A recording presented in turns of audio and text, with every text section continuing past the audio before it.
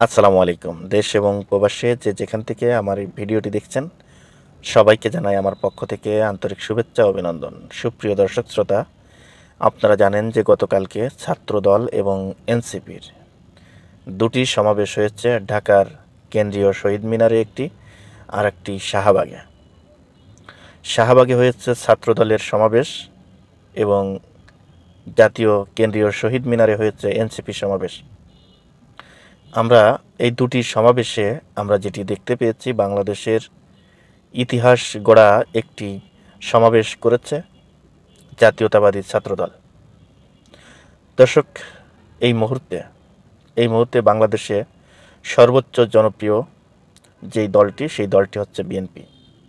BNP প্রথম এই সরকার পতনের পর থেকে প্রাথমিকভাবে যেভাবে উগ্রবাদীর মতো একটি চক্র বিএনপির ভিতর থেকে মাথা চাড়া দিয়ে উঠছিল, ঠিক সেই সময় জনাব তারেক রহমান সাহেবের নেতৃত্বে সেই সমস্ত উগ্রবাদী, যে বিএনপির যেই সমস্ত উচ্ছৃঙ্খল নেতৃবৃন্দ, এদেরকে বহিষ্কারের মাধ্যমে, শুধু বহিষ্কার নয়, তারেক রহমানের নির্দেশে অনেকের বিরুদ্ধে মামলা করে তাদেরকে জেলে ঢোকানো হয়েছে। কারণ সেটি যদি তারেক রহমান সাহেব না করত, একটি উচ্ছৃঙ্খল দল হিসেবে পরিচিতি লাভ করত এবং সামনের নির্বাচনে বিএনপির জন্য চরম একটি ক্ষতি হয়ে যেত।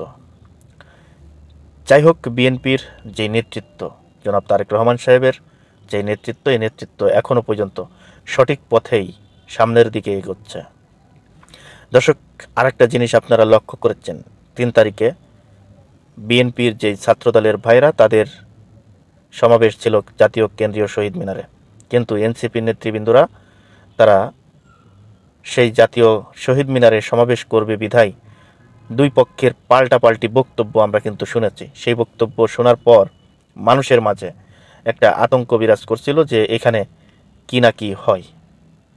যেহেতু এনসিপি বর্তমান সরকার দলীয় সংগঠন, আর বিএনপি একটি ঐতিহ্যবাহী রাজনৈতিক দল, এবং বিএনপির জনসমর্থন হিসাব করতে গেলে এনসিপি কিছুই না।